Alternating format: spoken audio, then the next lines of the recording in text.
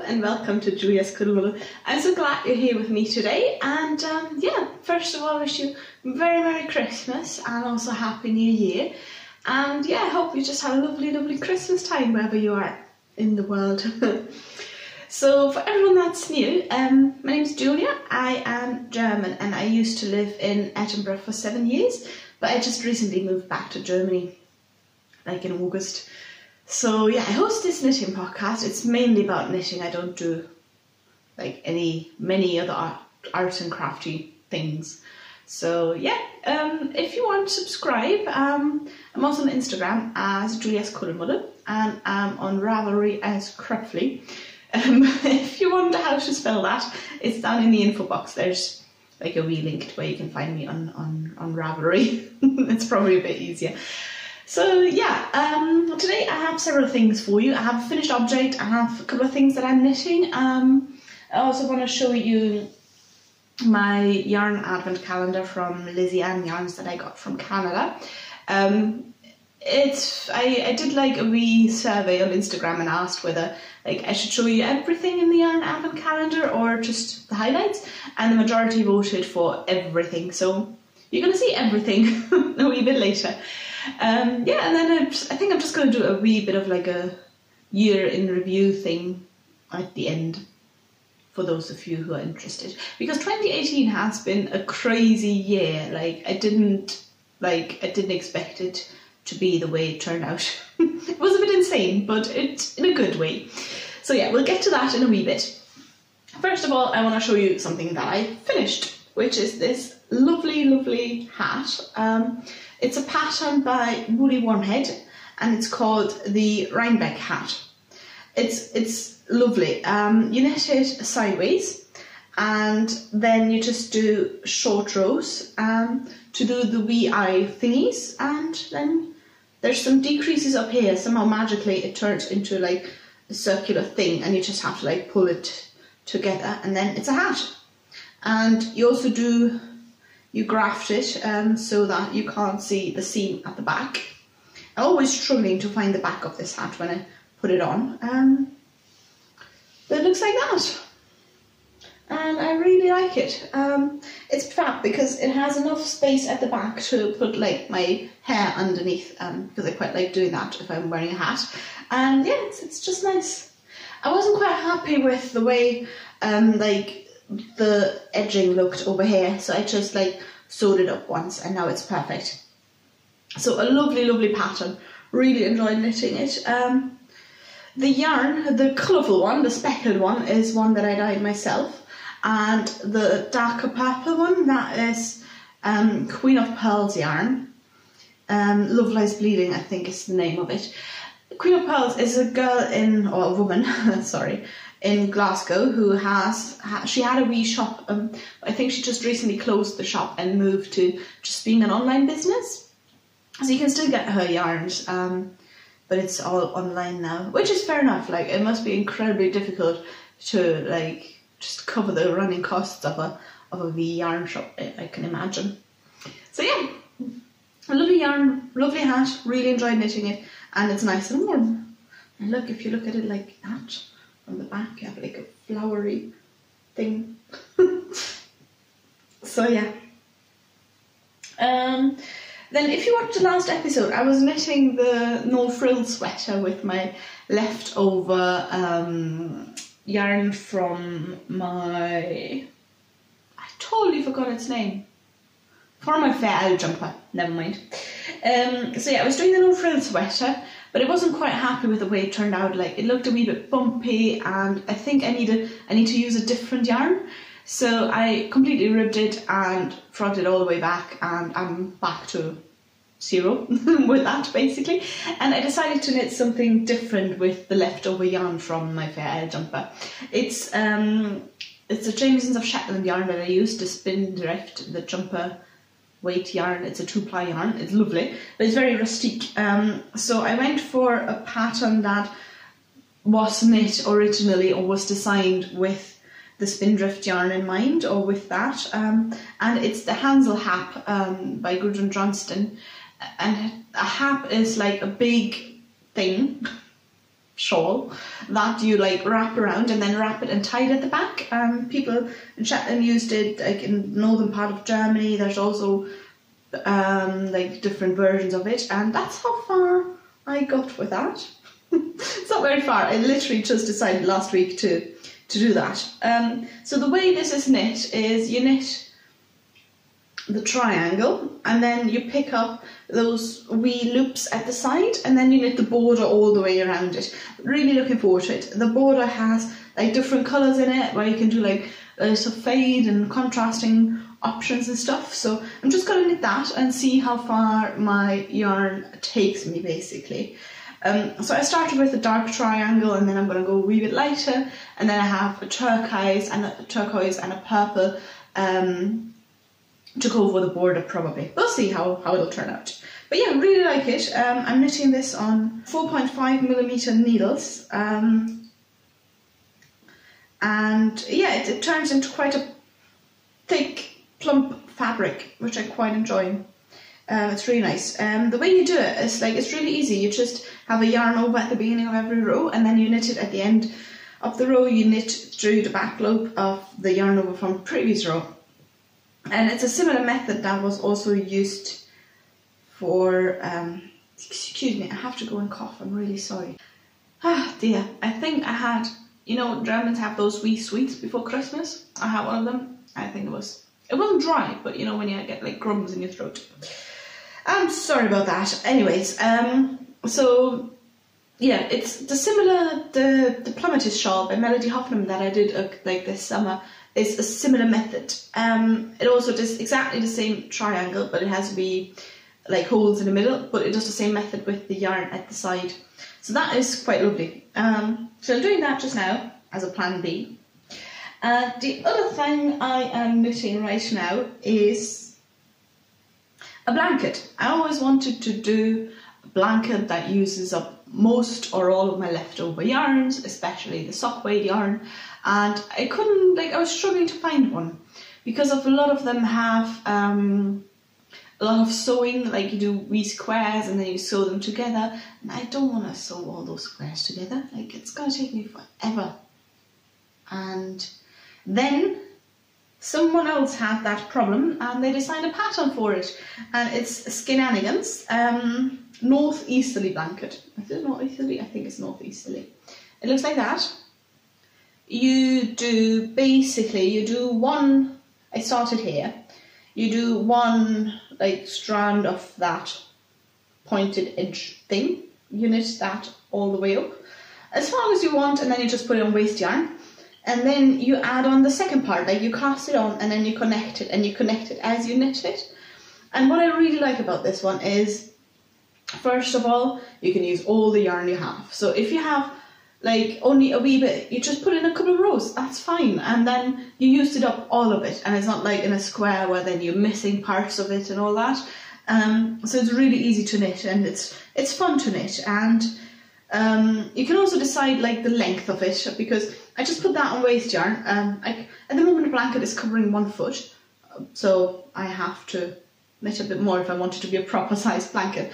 But it's just a really easy way to just like see how long you want to have it, how wide, and yeah, I'm really enjoying this one. It's fun, it's good.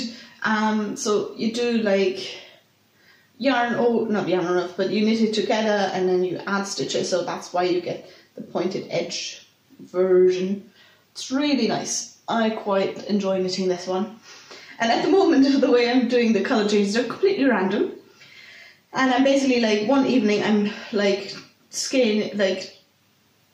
doing a skein of yarn from the hank basically, and then I just knit as far as I go in one evening. So this was one evening where I was watching a lot of telly and had a lot of time. This evening was one evening where I didn't have much time to knit at all.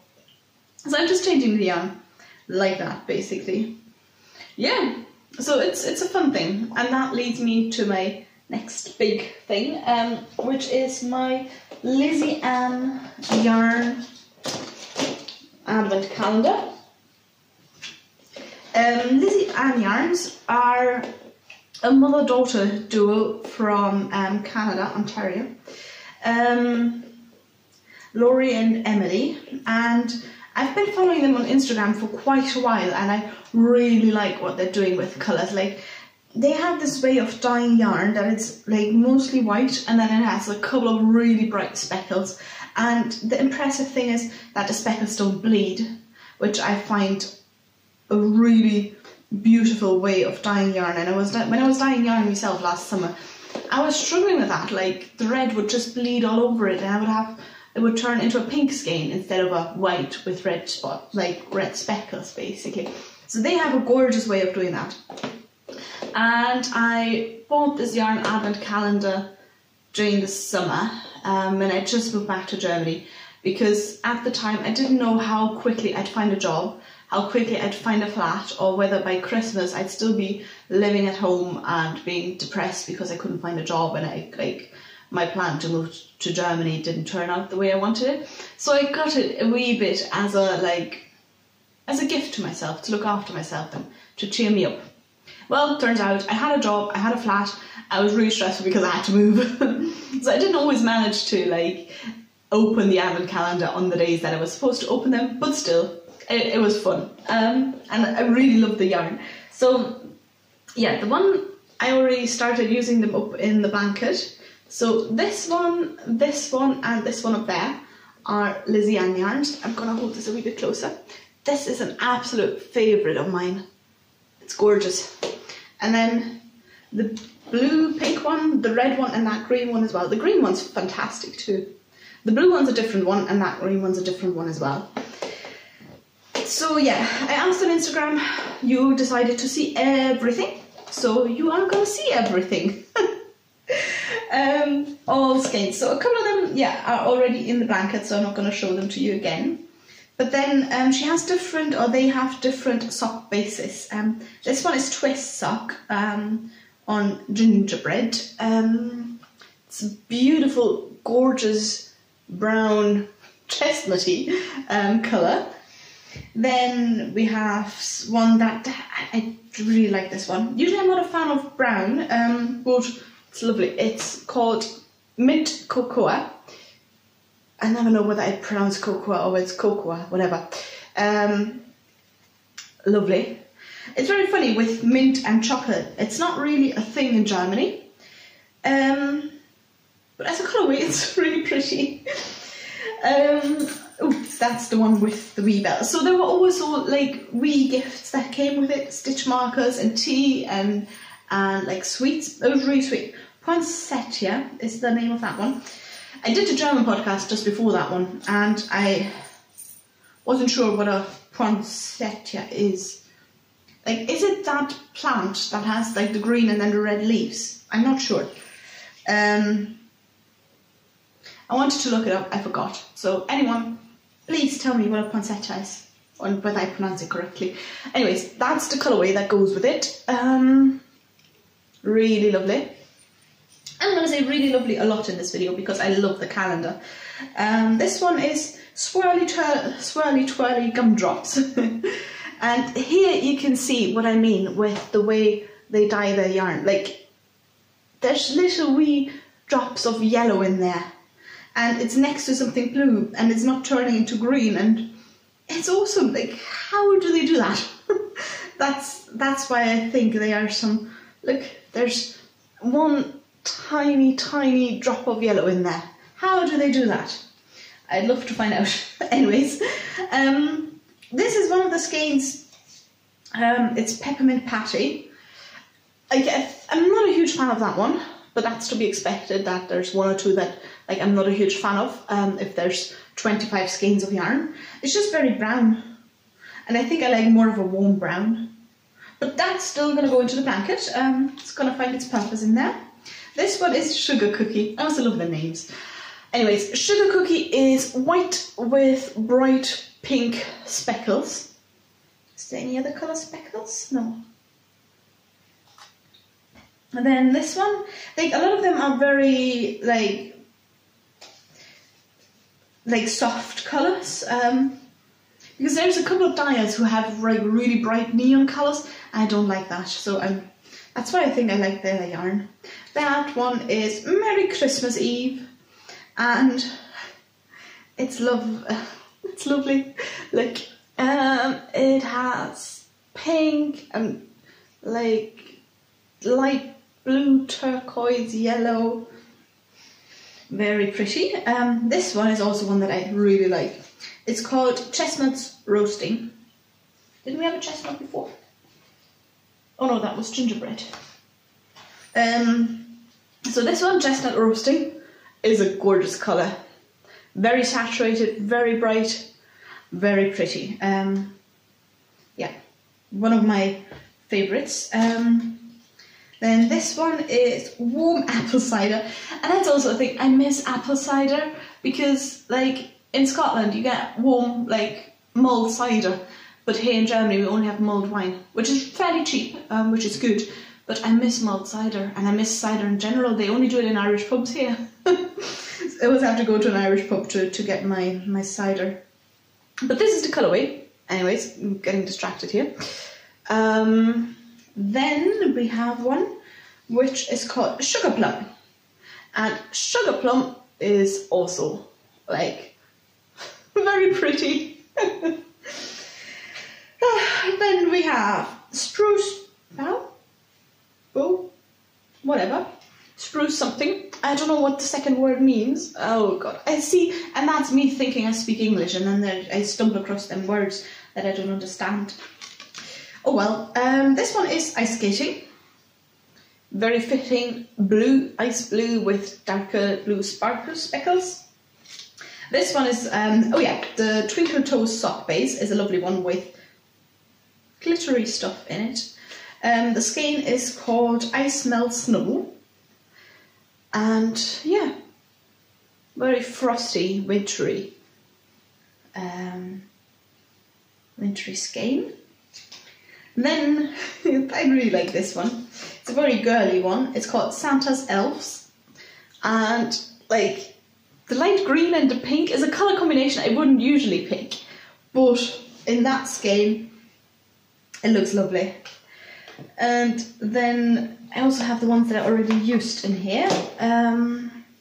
This one is spiced eggnog. Eggnog is a thing, like, it's very popular in Germany, but I've never been a fan of it. People put eggnog on cakes, and I never was a fan of it. But the colourway, corresponding colourway, it's much better than the actual eggnog. So yeah, maybe I like spiced eggnog, I don't know.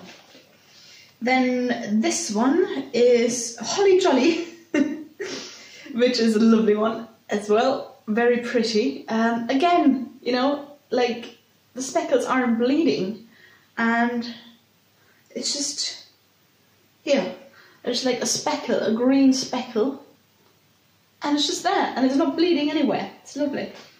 And then one that fits perfectly into this room, it's called Gift Wrapping. And my colour concept for this room is I painted the walls in like a petrol-y colour, and I want to have mustardy things to go with it. So this mustard yellow is perfect. That's something, but it's one of the colours that I wanted to put in this room. I attempted to do it with a lamp, but yeah, I need to find more stuff in that colour basically. And that was all of the ones from this one. And then I went for the option with the 25 skeins basically. We gift to myself, and this is the big skein that came with it. It is Twinkle Toes, and it's called Vintage Christmas. I'm gonna take off the thing and look at that beauty. I'm so glad I went for the option with this skein, because this is like, that is my favourite skein from this advent calendar. I think it is beautiful. Like, you have the green, and it's just so pretty. Then you got the mustardy yellow again, and it's glittery. So yeah, I'm slightly in love with this one. Oh yeah, I didn't tell you about the story how I got this. So it was sent out in November, December. I got it. Well, I got it well before I had to use it at the beginning of December, and it ended up at German customs, which was to be expected. And the customs buildings in my hometown, it's like from the 70s. It looks dreadful. It's like dark, dingy with like mud green walls, and yeah, it felt like time travel basically. But I managed to get it from customs. It was a wee bit expensive. I think it was about 30 euros, but like I should have known that. Like it was just me being daft. And they actually opened one of the wee, like all of the skeins were individually wrapped, and they opened one of them. Like, I'm not sure what they thought, because it said Yarn Advent Calendar on like the customs declaration that they filled in. So yeah, and they taped it up with, again, not sure what they were expecting, but it was a perfectly innocent parcel. And I just realised I forgot to show you this one. Look at it, a wee stitch marker that came with it as well. So it was a lovely, lovely advent calendar. And look at all those minis. They're so pretty. It just, like, it made me really happy. And I have a lot of things to, like, go into my blanket. Oh, and I haven't shown you my suitcase. I bought this suitcase on the car boot sale for £3. And it was in a bad shape. So what I did, I took out the inner lining and, like, I sanded the wood and all that, and then I repainted it. And now I have a lovely old suitcase. I wonder what the story is, especially like with the stickers on the back.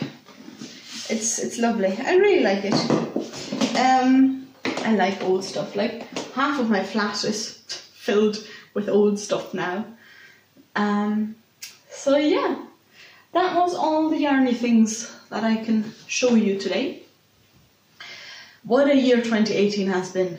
It's been insane. Like last Christmas was a shit Christmas basically. I was working in a cinema at the time, and because I didn't get enough time off in Edinburgh to fly home, I volunteered to work Christmas Eve and Christmas Day and St. Stephen's Day, and yeah, so I was working all the way through Christmas and I just utterly hated it. My boyfriend at the time, I told him to go back to Ireland because there's no point in him staying with me over Christmas if I'm going to be working, so he's not going to be with his family either, so he wasn't there too, and I was lonely and I was miserable, and it was really stressful at work because there's a lot of people going to a cinema over Christmas. Think of the poor cinema workers there when you go to a cinema over Christmas.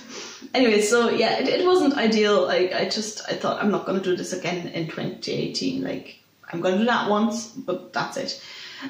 Things got a wee bit better in January and February, and eventually my 30th birthday was towards the end of March, and 2 weeks before that I got offered the opportunity to go to Saudi Arabia.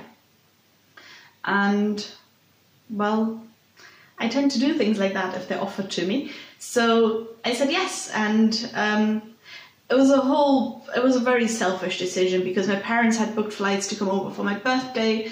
Me and my boyfriend had booked flights to go to Lanzarote to a wedding, and basically I ditched all of them and told them, sorry, I'm going to Saudi Arabia. Turns out that the visa was delayed and everything, and I got to spend my birthday at the end of March in Edinburgh, and I saw my parents and all that. It worked out alright. But eventually I went to Saudi Arabia for 2 months in April and May, and it was a very interesting experience. I was terrified of going there basically. Like Saudi Arabia, you know about it, human rights are a bit of an issue, and as a woman you have not very many rights, and at the time women weren't allowed to drive, and it was just a very, very unknown country because people don't usually go there. Like they don't do tourist visas, you only can go there to work or to visit family. So yeah, it was a very interesting experience. When I went there, like there were ups and downs. Like feeling safe was a bit of an issue at times, but on the other hand, hospitality was amazing. Like the people working with us or for us in the cinema, they were the nicest people ever, and they were so like welcoming and trying to make us feel at home and stuff. But on the other hand, living in a hotel for 2 months and like not being able to do much is a bit shit. So yeah, it has its ups and downs, and like had a room service boy who just wanted me to come to London with him, and I invented a family and kids to make sure that he knows that I'm like taken, whatever. But then eventually my like tomato mozzarella salad turned up in heart shape and shit like that. Like that was just a wee bit creepy. Like here I just tell them off and like, you know, tell them not to do that, but didn't really want to do that there.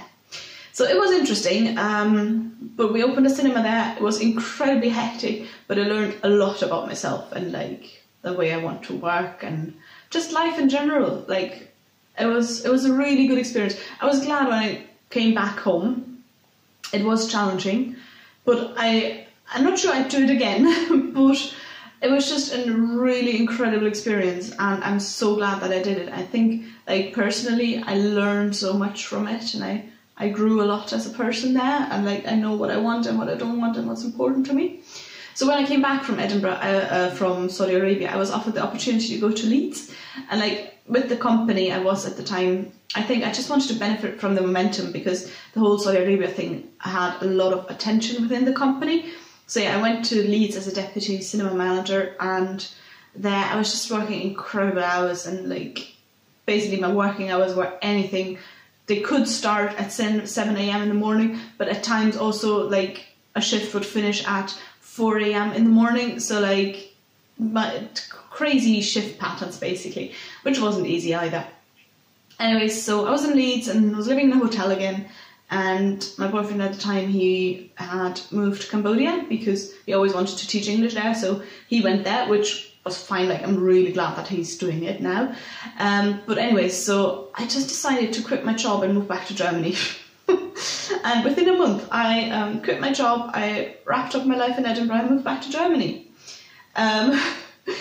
Which again was a very like spur of the moment decision, I think. But it felt good at the time, and it's right that I moved back. It's not that I was unhappy in Edinburgh, but it was literally just a thing of like, do I want to stay in Edinburgh and like build a career there, or do I want to move back to Germany and, you know, see my family a bit more often? Because the problem with living abroad is it's all nice and adventurous and all that, yes, and you have friends and you have a life, but whatever time you take off work, like for me, I wanted to go home and see family. I wanted to be home for birthdays, for Christmases, and you know, all that sort of things. So you don't really get to go on a real holiday anymore, because all the holidays you take are going home visiting family. And if you don't do that, I always felt a bit sad because I wasn't seeing my family. So yeah, that was also one of the main factors why I wanted to move back here, so that if I have holidays, I'm seeing my family throughout the year. So on a holiday, I can actually go on a holiday and go somewhere and go places. So yeah, I moved back in with my parents, yay, at the age of 30. And then things moved quite quickly. I was really lucky. I found a job near my hometown. It's like half an hour away. And then now I found a flat and I moved in. And like over Christmas, I had time off. Like I could spend it with my family. And it was just really, really nice to do that. Like yesterday, one of my best friends, like figured out I've known her for 19 years. We met in school in 5th grade. She came over and like we just spent a lovely afternoon chatting for like 5 or 6 hours, and it was just so nice to be able to do that again. Like I had my friends in Edinburgh, of course, but then also there's those friends that I've known all my life basically. Like I've known her longer than half my life, or more than half my life. So it's different, and it's just nice to have that time again and, you know, spend time with her and spend time with my family. And yeah, I think it, like, I miss my Edinburgh life, but also at the time it feels right to be here, and I really like my new flat. I like to decorate and I enjoy living by myself. Like, it's awesome. I get to do the things I want to do when I want to do them, and yeah, it's nice. I really enjoy it, and work's fine as well, and yeah, I'm happy, which is good. It turned out, like, I got really lucky basically. It just turned out, everything turned out so well. So yeah, lucky me once again. But then again, at the beginning of 2018, when I was feeling like shit and I just hated work, and it was tough. I would have never imagined that I'd moved to Saudi Arabia for 2 months, then I moved back to Germany. Like, it's been an incredible year. And I think I put my family through a lot. But hey, that's the way I do things. Like after school, I moved to Cologne, which is like 6 hours away from my hometown, and then I moved to Scotland. Then moved to New Zealand. I just do those things. And yeah, now I'm back home, which is a bit weird. Because at work, like if I speak German, I speak with an accent from the region that I'm living in now, because I grew up here and we have a strong accent. And a lot of the people that work there aren't from the region, so I am basically the local because of my accent, but I don't feel like the local. Like, I haven't lived here in 10 years. I basically grew up here and went to school here, but that's it. Like, I never lived here in my adult life. So it's very odd to be considered the local. But hey, yeah, it's good, it's good. Yeah, so I think that's that for me. Tell me in the comments, what was the one thing that happened here in 2018 that you didn't expect to happen to you? Really curious to find out about your lives. And yeah, feel free to subscribe. I'm almost at 1,000 subscribers, so I'd be so happy if we reached 1,000 subscribers soon. Jesus, it's insane. But yeah, subscribe, follow me on Instagram, and have a lovely, lovely new year, and, you know, Happy New Year and all that, and I'll speak to you soon. Bye!